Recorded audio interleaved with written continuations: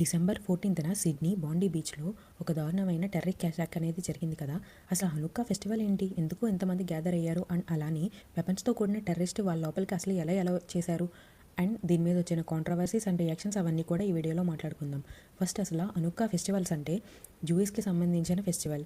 So ఎప్పుడైతే Greek సైన్యం జూయిస్కి సంబంధించిన ఒక టెంపుల్ని, జెరూసలేంలో ఉన్న ఒక టెంపుల్ని స్వాధీనం చేసుకుందో అప్పుడు జూయిస్లో ఒక చిన్న కమ్యూనిటీ అనేది వీళ్ళందరి మీద తిరుగుబాటు చేసి మళ్ళీ ఆ టెంపుల్ని స్వాధీనం చేసుకుంది. సో ఆ టైంలో వాళ్ళు ఒక లైట్ అనేది వెలిగించారు. యాక్చువల్గా చెప్పాలంటే ఒక రోజుకి సరిపడా ఆయిల్ మాత్రమే వాళ్ళ దగ్గర ఉంది, కానీ వాళ్ళు వెలిగించిన వెంటనే ఆ లైట్ అనేది 8 days వెలిగింది. సో ఈ ఈ హనుక్కా ఫెస్టివల్ అనేది అందుకే జరుపుకుంటారు. సో దానికి గుర్తుకని మనం ఎలా అయితే దివాళీ చేసుకుంటామో అలానే వాళ్ళు కూడా అలాంటి ఫెస్టివల్ అనేది జరుపుకుంటారు. అండ్ ఆల్మోస్ట్ 8 days అనేది ఈ ఫెస్టివల్ జరుగుతుంది. సో దానిలో భాగంగానే డిసెంబర్ 14న సిడ్నీ బాండీ బీచ్ దగ్గర ఆస్ట్రేలియా సరౌండింగ్స్లో ఉన్న వాళ్ళందరూ, యూఎస్కి సంబంధించిన కమ్యూనిటీస్ అందరూ అక్కడ గ్యాదర్ అయ్యి ఈ ఫెస్టివల్ కూడా అయితే స్టార్ట్ చేశారు. సో అదే టైంలో ఒక father and son Shahid Akram అలానే నవీద్ అక్రమ్ కూడా అక్కడికైతే వచ్చారు అండ్ గన్ ఫైరింగ్ అయితే స్టార్ట్ చేశారు. సో ఫస్ట్ అక్కడ ఉన్న ప్రజలు ఏమనుకున్నారంటే ఇది ఒక క్రాకర్స్ అంటించడం అనేది స్టార్ట్ చేసినట్టు ఉన్నారు అనుకున్నారు. Later on they realise that ఇక్కడ ఫైరింగ్ అనేది జరుగుతుంది అండ్ చాలా మందిని గన్స్తో చంపేస్తున్నారని.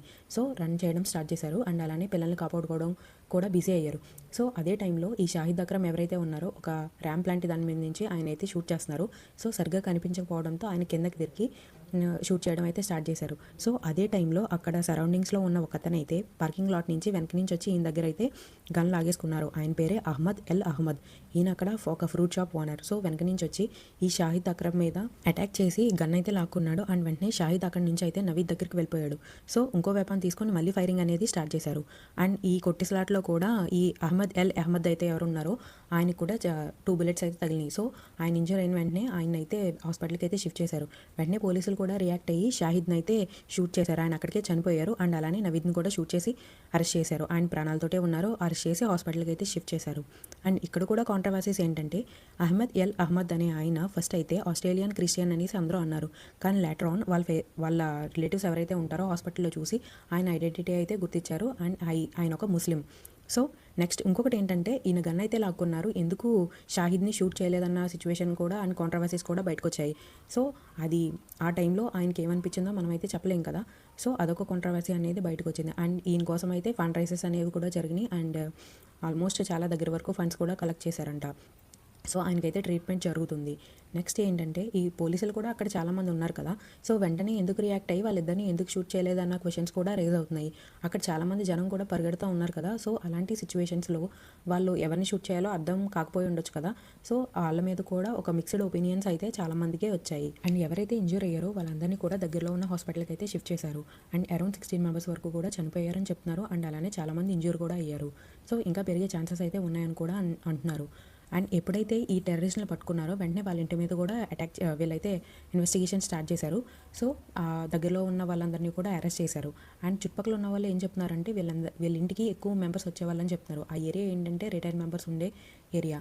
సో వీళ్ళు అసలు ఎవరంటే పాకిస్తాన్కి సంబంధించిన ఒక ఫ్యామిలీ అయితే ఆస్ట్రేలియాకి అయితే షిఫ్ట్ అయ్యారు. అండ్ నవీద్ అక్రమ్ ఎవరైతే ఉన్నారో ఆయన ఆస్ట్రేలియన్ బోర్న్. కాకపోతే ఏంటంటే వీళ్ళు ఓన్లీ ప్రీ ప్లాన్ మీద చేయలేదు, ఇది అప్పటికప్పుడు చేసింది. ఎందుకంటే వీళ్ళైతే ప్యాలెస్టైన్స్కి సపోర్ట్. సో వాళ్ళు ఏం చేశారంటే వీళ్ళు జూయిస్ అనేవాళ్ళు జాయ్ఫుల్గా సెలబ్రేట్ చేసుకోవడం వీళ్ళకి ఇష్టం లేదు. సో అప్పటికప్పుడు ప్లాన్ చేసి ఈ టెర్రరిస్ట్ అటాక్ అనేది చేశారు.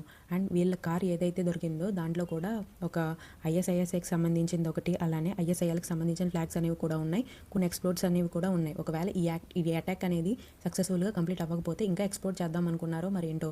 కాకపోతే ఇది ఇక్కడితో అయితే ఆగిందని చెప్పొచ్చు. అసలు వీళ్ళ దగ్గర ఈ గన్స్ అనేవి ఇవన్నీ ఎలా వచ్చాయంటే ఆస్ట్రేలియాలో ఒక రూల్ అనేది ఉంది. ఎవరైతే ఫార్మర్స్ ఉంటారో అండ్ అలానే ఎవరైతే హంటర్స్ ఉంటారో కదా వాళ్ళందరికీ కూడా పర్మిషన్ ఉంటుంది. ఎందుకంటే వాళ్ళు డేంజరస్ వైల్డ్ యానిమల్స్ ఏవైతే ఉంటాయో వాటి నుంచి రక్షించుకోవడానికి గవర్నమెంట్ వాళ్ళకి గన్స్కి పర్మిషన్ అయితే ఇస్తుంది. సో ఈ షాహిద్ అక్రమ్ ఎవరైతే ఉన్నారో ఆయన అయితే ఒక రిజిస్టర్డ్ హంటర్. సో ఆయన దగ్గర ఉన్న వెపన్స్తోనే ఇదంతా వాళ్ళు స్టార్ట్ చేశారు. సో ఆస్ట్రేలియా కూడా ఇప్పటి నుంచి గన్ లాస్ మీద చాలా స్ట్రిక్ట్ రూల్స్ అనేవి కూడా పాటిస్తామని చెప్పుకుంటూ వచ్చింది. అండ్ ఆస్ట్రేలియన్ పీఎం ఎవరైతే ఉన్నారో ఆయన రియాక్ట్ అవుతూ కూడా ఏమన్నారంటే ఇది ఒక అటాక్ అన్నారు. యాక్చువల్గా చెప్పాలంటే ఇతర దేశపు హెడ్స్ అందరూ కూడా ఇది ఒక టెర్రరిస్ట్ అటాక్ అంటే ఆయన మాత్రం ఇది ఒక జస్ట్ అటాక్ అన్నట్టు మాట్లాడారు. అండ్ అలానే ఆయన గన్ లాస్ గురించి ఇవన్నీ కూడా మాట్లాడారు. కాకపోతే మిగతా ఏ విషయాలు కూడా ఫస్ట్ అయితే ఆయన మాట్లాడలేదు. నెక్స్ట్ తర్వాత కాసేపటికి ఆయన రియాక్ట్ అయ్యి అవును ఇది టెర్రరిస్ట్ అటాక్ అనే చెప్పారు. కానీ ఇమిగ్రేషన్ గురించి ఒక రాడికలైజేషన్ గురించి మాత్రం ఏమాత్రం ఆయన అసలు రియాక్టే అవ్వలేదు.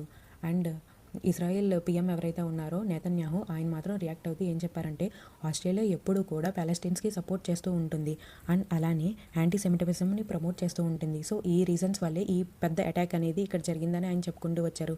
అండ్ దీని వెనకాల ఎవరైతే ఉంటారో వాళ్ళెవరిని కూడా వదిలే ప్రసక్తే లేదన్నట్టుగా మాట్లాడారు.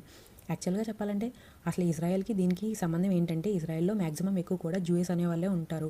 సో అండ్ ఇంకొకటి ఏంటంటే జూయిస్ ఎక్కడున్నా కూడా ఒకవేళ వాళ్ళకి సేఫ్టీ లేదంటే ఇజ్రాయెల్ వాళ్ళకి ఎప్పటికైనా పర్మిషన్ ఇస్తుంది. సో వచ్చి ఇజ్రాయెల్లో వాళ్ళు హ్యాపీగా బతకొచ్చు. సో ఎక్కడున్నా కూడా వాళ్ళకి సపోర్ట్ అయితే చేస్తుంది. సో అదే రీజన్ వల్ల ఆయన అంతలా రియాక్ట్ అయ్యారు. అండ్ దీని వెనకాల మేబీ ఇరాన్ అండ్ టర్కీ ఉండే అవకాశం కూడా ఉందని చెప్పుకుంటూ వచ్చారు. యాక్చువల్గా ఇజ్రాయిల్ అండ్ అలానే పాలెస్టైన్ వార్ అంటే హామస్కి అలానే ఇజ్రాయెల్ పొలిటీషియన్కి మధ్య జరుగుతుంది. అసలు ఏ సంబంధం లేని జూయిస్ ఏం చేశారు, వాళ్ళ కమ్యూనిటీలో వాళ్ళందరినీ కూడా టార్గెట్ చేసి చంపుతున్నట్టుగా ఉంది.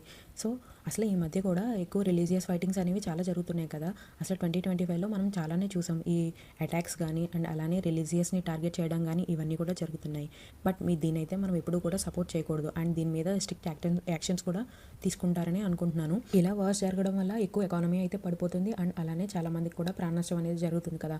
దీనివల్ల అసలు యూజ్ అయితే ఏమీ ఉండదు. మనం ఎప్పుడూ కూడా వరల్డ్ పీస్ అనే దానికి సపోర్ట్ చేస్తూ ఉండాలి. అసలు మీకేమనిపిస్తుందో కామెంట్ చేయండి.